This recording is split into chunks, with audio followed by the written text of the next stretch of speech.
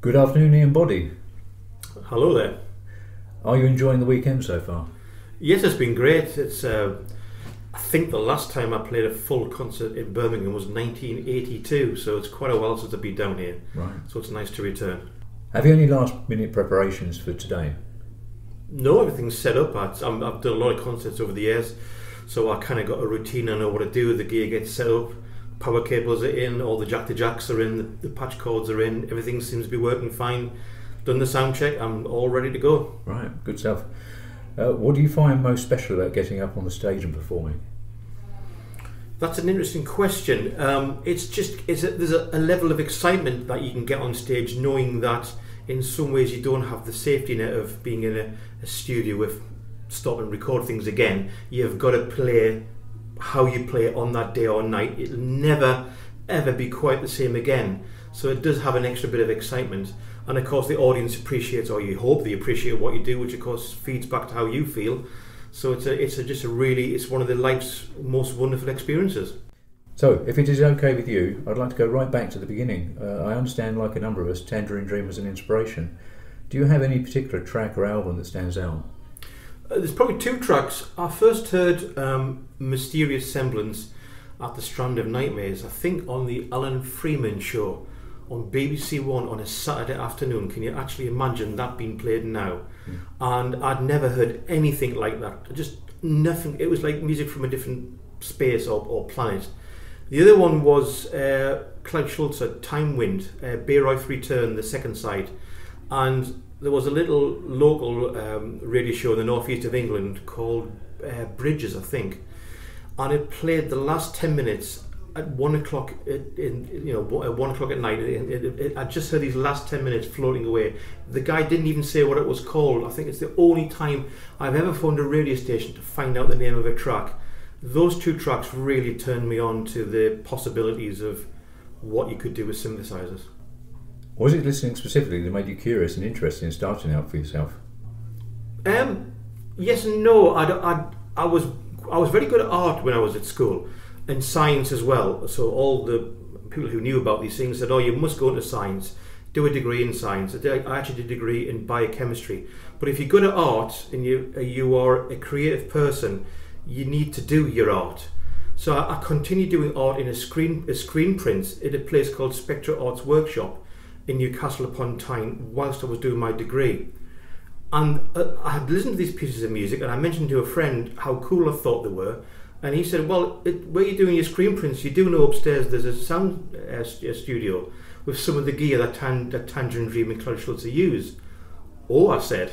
So I wandered upstairs to be confronted with this room of VCS3s, Revox tape recorders, and I thought I wouldn't mind having a go at this. And this might sound like a strange sort of tale, but literally within a month I was so hooked on the sound of that way of expressing myself that I stopped the art, the screen printing, and in some ways I still painted. I painted pictures and sound, and literally from that day forward I've never stopped doing what I do. Oh, brilliant. Brilliant. Can you remember how you went about making your first album? Well, the first album, if you count the cassette release, which was Images in 1980, I just basically was in Spectro experimenting, and I did a collection of tracks.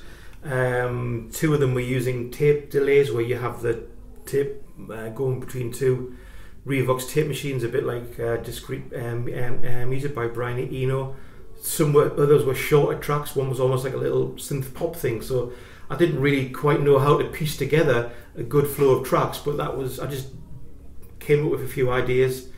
Mirage, a cassette label at the time, who I know also released Mark Shreve's things, asked me to put this out, so I just kind of gave them the tracks that I had, and they said fine.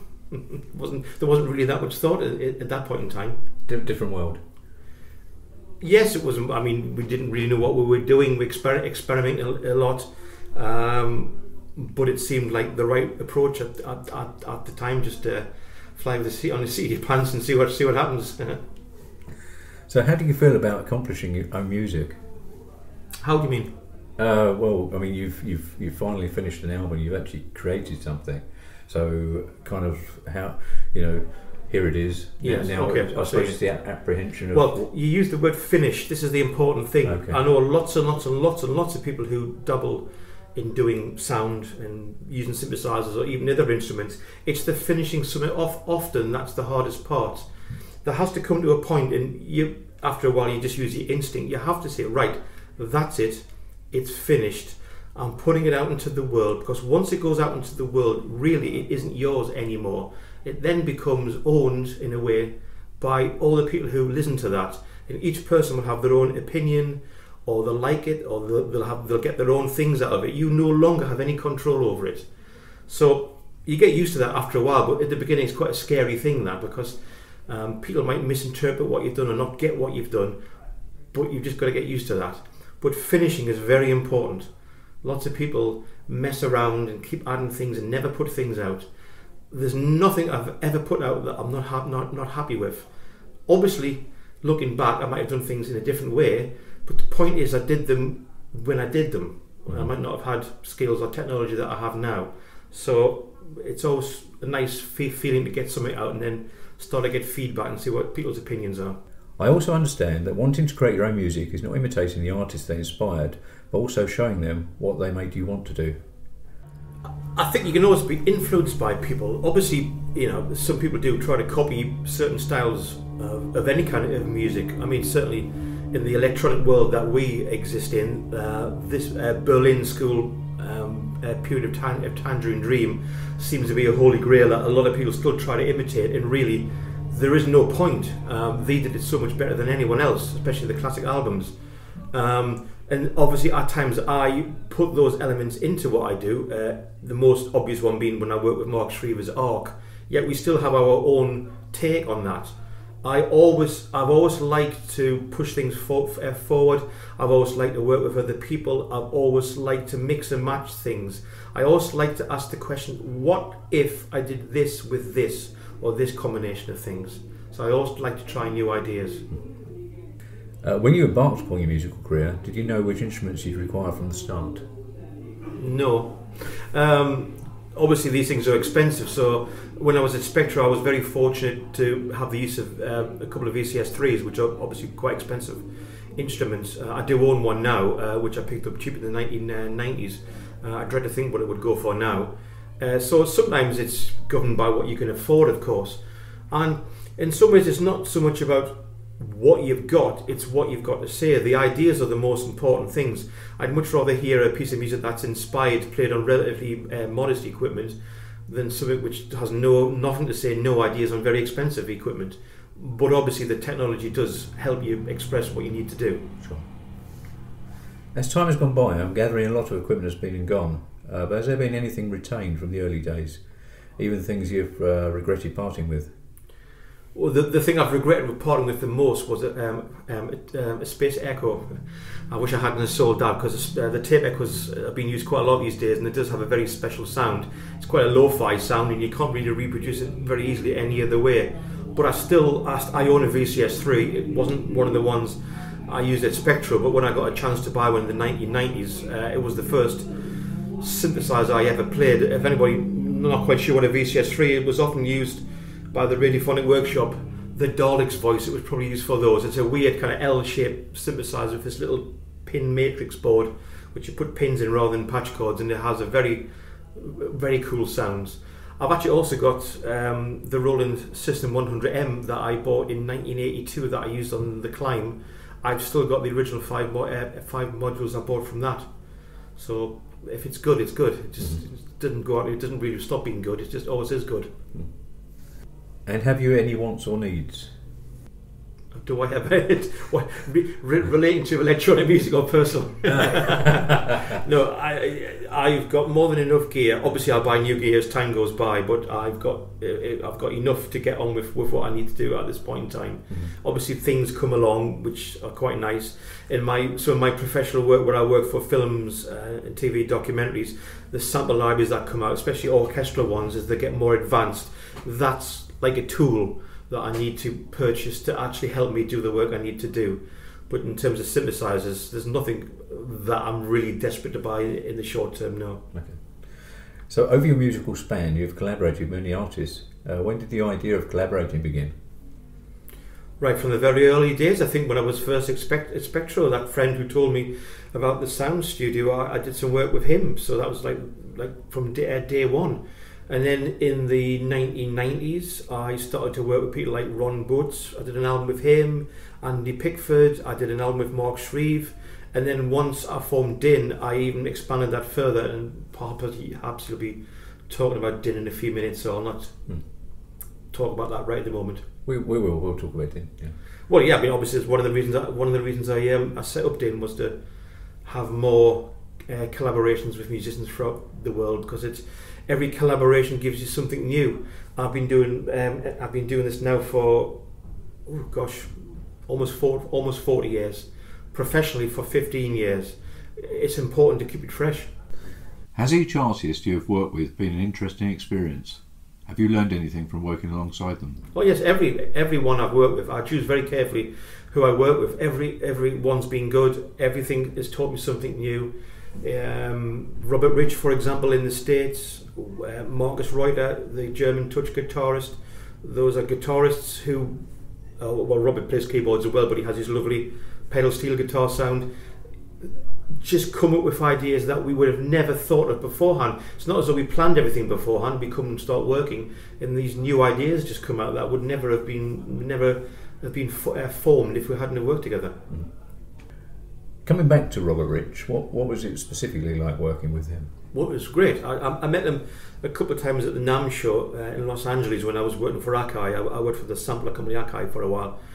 And I met him over there, and we come from different musical backgrounds. Obviously the electronic music in the States is very different from over here, but we found we got on extremely well, and we talked about doing some work together. And I went over to his studio in 2001, and Outpost was the first album that we did. He did something really clever and nice. He's got a lovely little baby grand piano in his studio over there, and he prepared the piano a la John Cage by putting bits of metal in rubber between the strings, which gives a lovely kind of an ethnic kind of Far Eastern sound, quite unpredictable. But he didn't tell me he'd done this, because he knew I'd like it, but he didn't tell me until I sat on the piano and went, oh, this is nice, and we recorded, and that became the opening little sounds at the beginning of the album and the end of the album. So that was a nice little surprise. He's a very professional musician to work with, and we did some nice work together.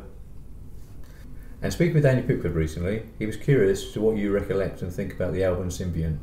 Like all the collaborations, I think Symbiont's got some great tracks on. There was a time in the 90s Andy and I were quite close friends, and we kind of I often think of the musicians is orbiting around the sun, and sometimes your paths cross, and there's a right time to do an album together. In the mid-90s we did Symbiont. That was the right time for us to work together. Same with, say, Robert Rich. We did some albums in the early 2000s, and then your paths kind of drift for no reason necessarily that's anything wrong. It's just how life takes you on whatever journey you're going on, and that was the time for Andy and I to work together. But yes, I remember it was great. I think we did a concert as well at one of the electronica festivals. It's quite a unique album, Symbiont.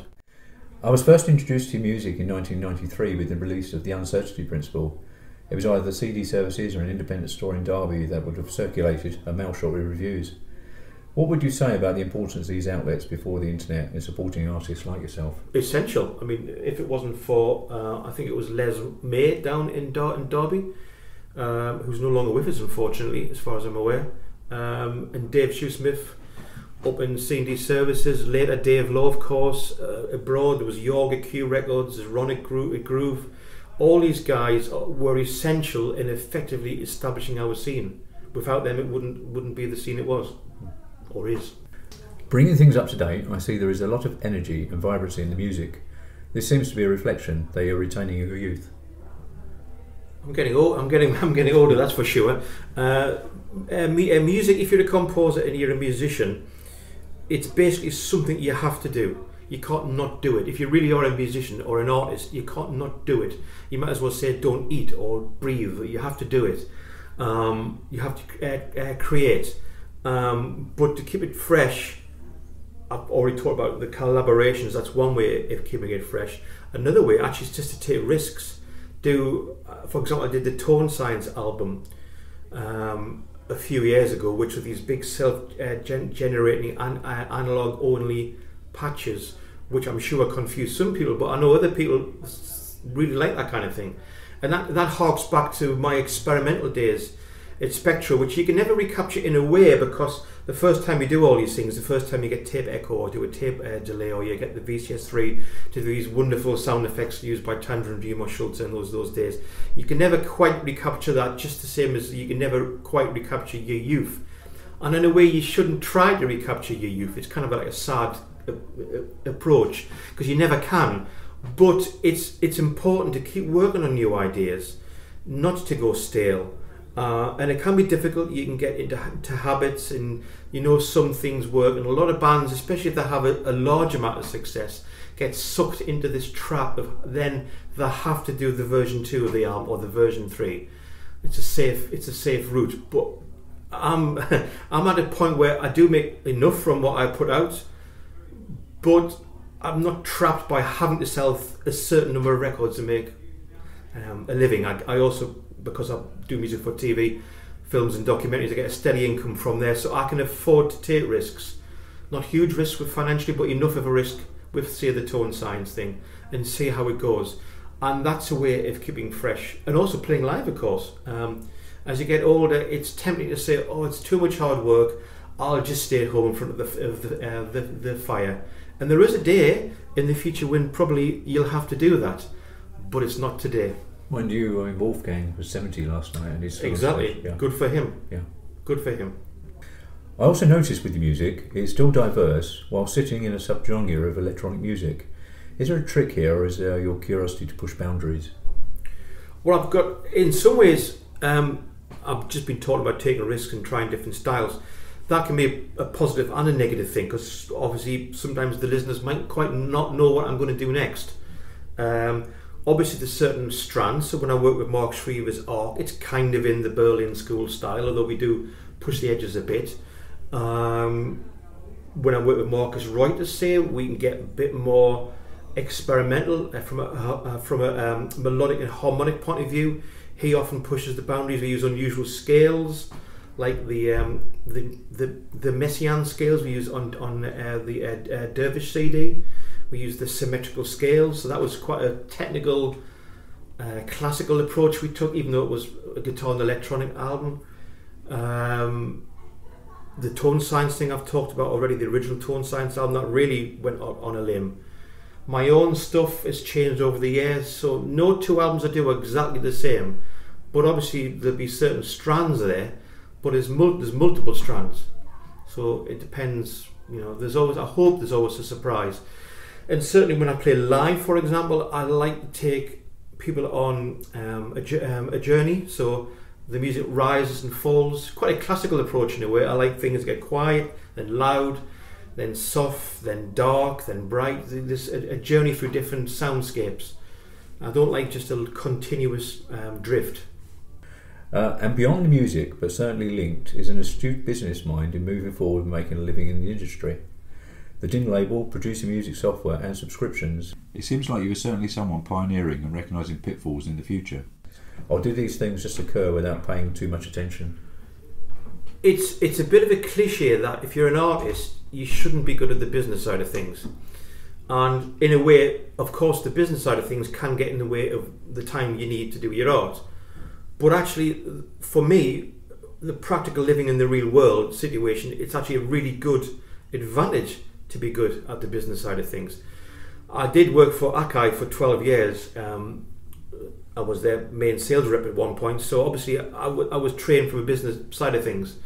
And I've got this ability to split my mind almost in. I'll have a day where I work on the business side of it, but the next day I'll switch to the other side and I'll purely work on the artistic side of things. But it's a skill that I think all creative people really need to try to get, because if you think the world's going to owe you a favour by thinking your art's great and just pay you, the world doesn't work like that. You have to work at it.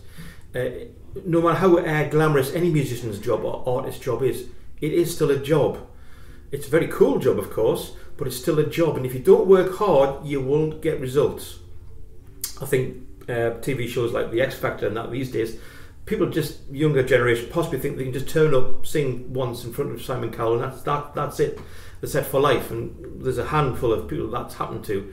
But in general, people who work in bands or compose or whatever, that's not the way it works. You have to work hard. So you have to put the time in, you have to be prepared to fail. That's very important as well. You can create every day, and some of what you do will be great, and a lot of what you do might not be great.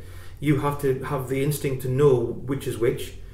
And so having the business side of things, I think, is a tool that any creative person should try to cultivate. And I also, to finish sum this up, it's also good to have several irons in the fire, to coin an old phrase. So if one source of income, so I get sources of income from the music that I write for TV and documentaries and films. I get a source of income from DIN and the concerts that I do. Then there's the sample libraries that I do. Then there's the Patreon, the subscriber channel I've set up. These all give me sources of income. Some months I might not get anything from one of those. Some months I might get a lot. But over time that it balances out into a regular income, which is what my job is. Yeah. That's smart. It's really smart. You are a most interesting musician with an astounding body of music. It's timeless with many special tracks, and I'm sure that you have much respect from your fellow musicians. I've certainly enjoyed catching up with you today and look forward to your upcoming performance. Thank you very much for your time talking with me today. It's been a pleasure. Thank you for coming to the concert as well. Yeah, it's brilliant. Yeah, thank you. Okay, cheers. Right.